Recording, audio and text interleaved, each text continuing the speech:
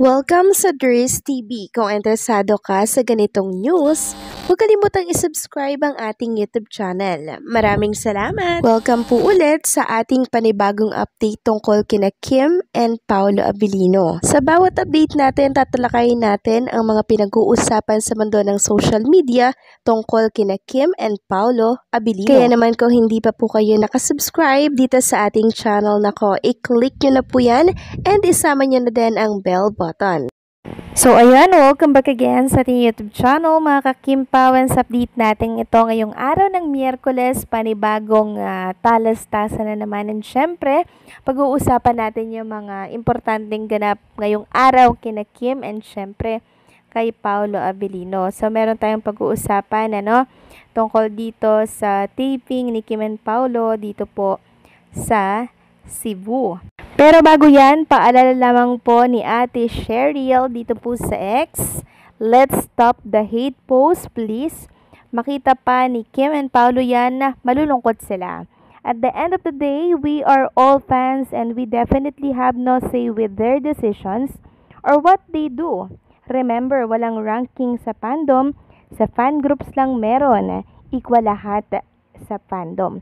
So, ano na naman kaya itong pinagtatalunan sa X, So, sana maging positive vibes lang tayo. Huwag tayo doon sa negative vibes kasi hindi po gusto ni Kim and Paolo Abilino yan. Sabi pa nga dito ng isang nag-reply, let's just spread positivity and kindness. Parang hindi maganda tingnan na nag-aaway-away tayo mga Kim Paus. Mag-enjoy lang tayo sa fangirling natin. We should be united, not divided. Yes. Ngayon lang ako humanga ng artista na grabe. Sometimes I got few hours of sleep just to watch their small shows. At iba pa, nag-fly ng almost 5 hours just to see them in person. Please stop posting negativity anymore. The world is already in chaos. Let's just spread kindness and positivity. Thank you. Yes, mga kakimpaw. Positive lang po. 'Di ba? Positive lang. Kasi ang gulo-gulo na po ng paligid, ang gulo-gulo na po, awayan dito, awayan doon, hanggang dito ba naman sa fandom natin. So, maging tayo, maging united tayo, wag tayong mag-divided, okay? Kasi isa lang naman yung sinusuportahan natin, si Kim and Paolo Abilino. So, wag tayong ganyan, okay? Spread positivity lang, okay? Next topic naman, pag-usapan natin mga kakimpaw, ang tungkol nga dito sa ganap ni Kim and Paolo Abilino, dito po sa Cebu ngayong araw po yan ng Miyerkules. So, grabe, 'di ba?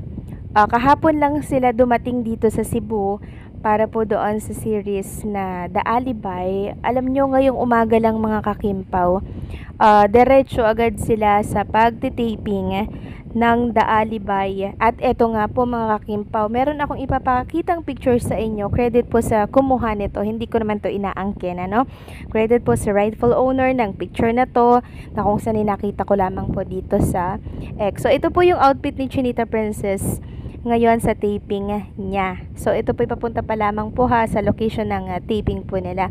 So kitang-kita dyan, maiksi yung hair, naka-color black siya ng jacket, naka-short ng maiksi, So ang ganda-ganda pa din ni Chinita Princess at super puti mga kakimpaw. Na-amaze nga po yung mga nakakita sa kanya doon sa location ng shooting nila dahil ang liit-liit daw po ng mukha ni Chinita Princess, parang Barbie, tapos napakakinis ng kanyang balat. Na starstruck ang mga taga Cebu kay Chinita Princess.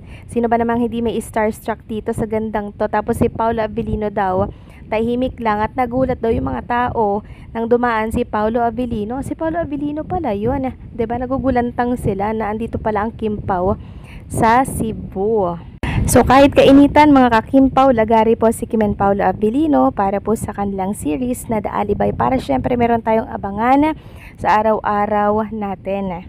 Kasi ramdam po ng management and syempre ni Kim and Paolo Abilino yung pangungulila po ng lahat na hindi sila nakikita at napapanood dito po sa telebisyon. Next topic naman, pag-usapan natin yung kaganapan po ng Lunes. 'Di ba? Maraming nagtatanong, bakit wala si Chinita Princess dito sa It's Showtime? Gayong hindi pa naman ito umaalis papunta ng Cebu kasi kahapon lang sila, 'di ba? Tumulak ng Cebu ni Paulo Abilino, 'di ba? Nakita natin 'yan. Kaya sabi ko parang hindi ako nako-convince kasi pag si Kim and Paulo Abilino umaalis, viral yung pagdating nila lagi sa airport, 'di ba? Laging may mga pa-video, laging may mga pa-picture. Kaya hindi ako convinced na hindi sila umalis. Tama.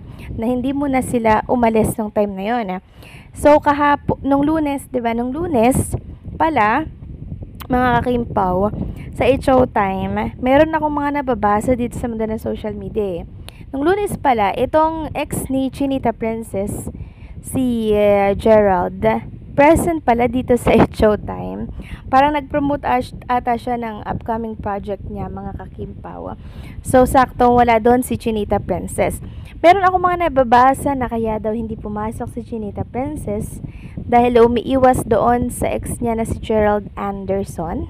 Meron pa nga po nagpapasalamat na, ay salamat wala si Chinita Princess. Sakto lang na wala siya kasi present pala yung ex niya si Gerald Anderson.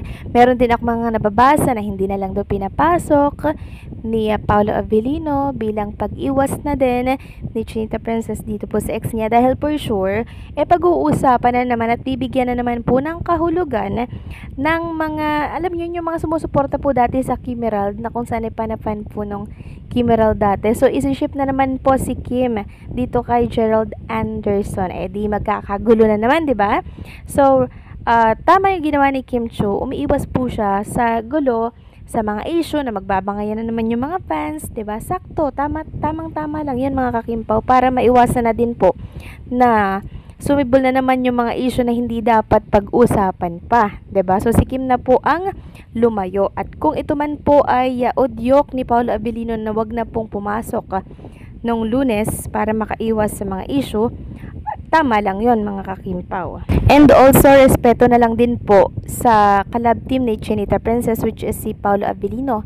'Di ba? Kung ano-ano naman yung sasabihin ng mga bashers kay Paulo Abilino, 'di ba? Na kesyo ganto, kesyo ganyan, 'di ba? Di na protektahan po yung mga ganong issue ng si Kim po na laang yung hindi po sumipot dito sa It's Showtime.